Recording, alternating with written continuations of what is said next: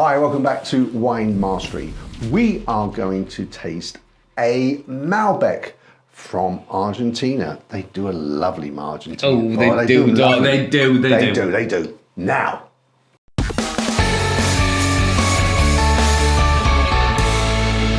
So let me show you the bottle. Here it is, and the label. Now, you can buy this for $9.99, or if you buy 6 bottles, or you can buy it for $13.99. I bought it for $9.99 because I bought some others as well. So we're going to adjudge this on a $9.99 price point. Fine by me. Okay, so Malbec, as we just said, Argentina do some lovely Malbecs. Normally they're very competitively priced, quality-wise. So you know, at $9.99, it's not expensive, but it's Argentina, so I'm expecting a lot from it. Yep. Well, let's go for it and have a look. Hopefully. Car. Well, I mean, I do love a nice Malbec. Ooh.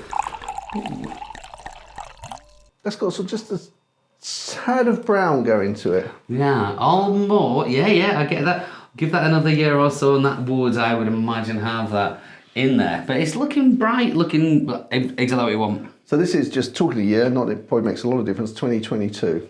So we're recording this in 25, so 3 years old. Okay. On the nose. Yeah, that's it's got something going on there. I think you described a wine we were talking about earlier, and I think you called it dirty. And I think that's I get that. Dirty. Yeah. I always a hint of a little bit of licorice on the back. The dirtiness comes in at the very end. And then a licorice sweety kind of nose. It's not giving up particularly any fruit though, is it? No. Well, nothing I'm getting this time. And again, we've discussed this before. I can you can't smell tannin, but whatever I associate with tannin, this is what I'm thinking of when I smell this. I get what you mean. Sometimes you can smell it and know that it's going to have tannins in. Yeah. Not like say, you can't smell tannins per se, but you know it's. Okay, let's have a go on the older palate. Let's do that.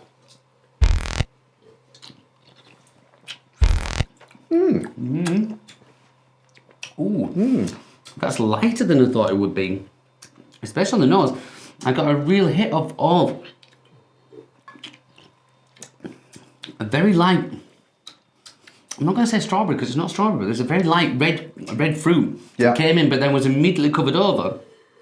I'm not saying that's a bad thing for a minute because it really worked. It made me go back for another little bit. Red currant? It might be. With some raspberry?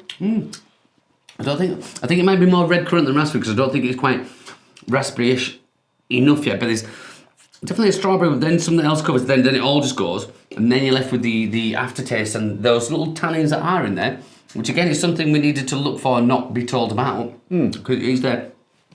But it is leaving a nice kind of aftertaste as well, which is not fruit, or I'm not getting fruit on there. I think the licorice thing is coming back a little bit there. Not too cloyy-esque, but there's what I got on the nose is then coming back for the after flavour.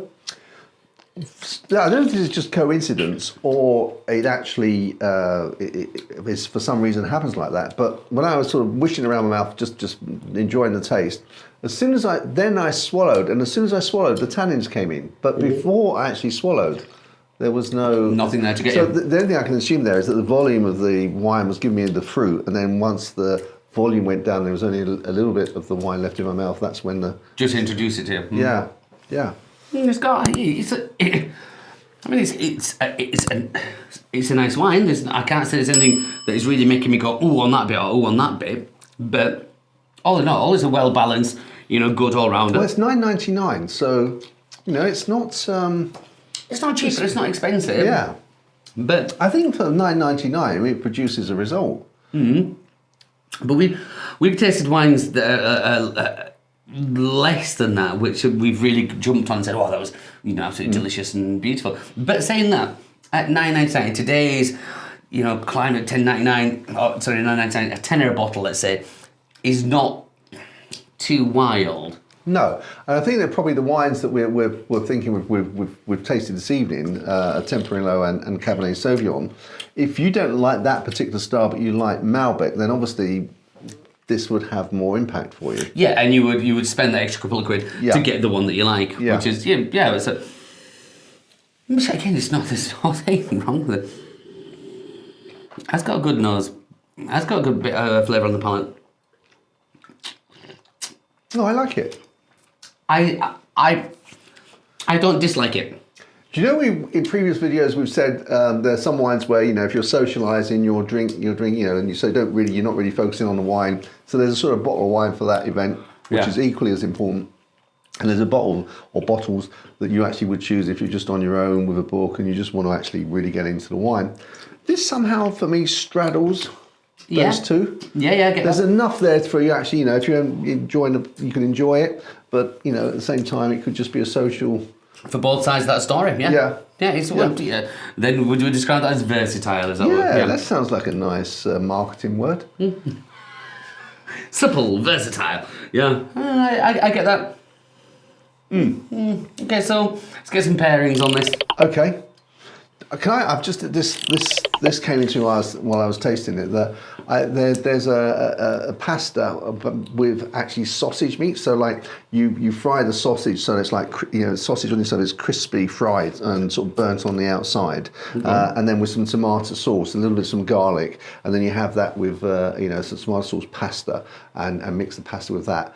And I think actually that would just go lovely with that. Oh, from what you've just explained there, I think I'd like to try that, John. That sounds unreal. I like the idea of that with that little bit of burnt bit of sausage. There's no like a burnt bit of sausage. I've always said, I think that's one of my mantras throughout life. It's not like a burnt bit of sausage. Cheese-wise, I'm going to shock you here and go with Red Leicester. Red Leicester? Red Leicester, but not the ordinary Red Leicester. I'm sure I recommended this before, but the Red Fox Red Leicester is in a different league. And as I'm just tasting that, I'm thinking, what? And I'm going through my head, I'm thinking, no, Red Leicester. But again, it's not just your ordinary Red Leicester, it's the Red Fox Red Leicester. Now, you may not recall this, but the last time you recommended Red Leicester, I said that I felt Red Leicester was always a little bit like lard. I don't... And you said, no, but Red Fox Leicester is different. And next time I come, I'll bring you some. Oh, did I not bring you any? Well, to be fair, we're changing businesses at the moment, but I know I do have some Red Fox Red Leicester. You? I do, yeah. So next meeting, just give us a little reminder. And, okay, Red Fox. You go, what on earth's Red Fox? Yeah, no, I will know because in the cheese world, I've been living it forever. But yeah, Red Fox Red Leicester, you'll be amazed at the difference. So for people outside the UK that won't necessarily be able to get hold of Red Leicester, is that too much of a challenge? Yeah, unfortunately, I don't think there's anything that will compare to a Red Leicester. So don't compare it. Something else that would go. Oh, just something else that will go. Yeah. With this, you've had that. We've had this. I would maybe. Tom de Savoie. Tom de Savoie. Yeah, you've had Tom de Savoie. Again, I'm just thinking something, and I'm only thinking... It's a lovely German cheese. It's a French cheese, and it will go together nicely with that. That earthiness will just pick up on that. Yeah, I think you'll be fine. But if you can get them some Red Fox Red Leicester, get the Red Fox Red Leicester. Okay. So let's move on to scoring. Scoring, okay. Yes. So $9.99? $9.99? Yeah. So $9.99. For me, it's okay. I'm not going to go wild. I'm not going to be, it's just all right for me, which would then mean I'm going to give it a... Okay. Oh, sorry, I didn't see that. Anyway, No. 86. I said 79. Oh, really? Yeah. Well, we're Quite worlds apart. Yeah. I mean, we've been very close at this tasting session. Yeah, it just didn't hold... Yeah, I got that feeling. It wasn't for me. I was thinking it was really nice taste, and I was also very conscious of the fact that we've tasted some really lovely wines previous to this video, and I didn't want that to drag down. This one. I felt that there was the danger of that doing it, so that's why. I know what you mean, but then I was trying to look at it from that whole. We have tasted some really good ones, but it's like, but let's box this off in its own, put it into perspective, and over 80 is quite a good score. Yeah. So I thought I didn't think it deserved that. Okay. But I can understand if you like it, you like it. Yeah. Well, we're not that often that far apart. Normally we're around about 3 if we are apart. Yeah. But yeah, now and again. But again, that's just profile, isn't it? Your own personal profile. In terms of subjectiveness, and that's why we're doing this. Absolutely, absolutely. Guys, if you get the opportunity to taste this, please do let us know what you think of it. Also give us the thumbs up and subscribe if you haven't already. Until next time, guys, we look forward to seeing you, where hopefully we're going to be tasting some more lovely wines. Delicious. So, Chin chin. chin chin.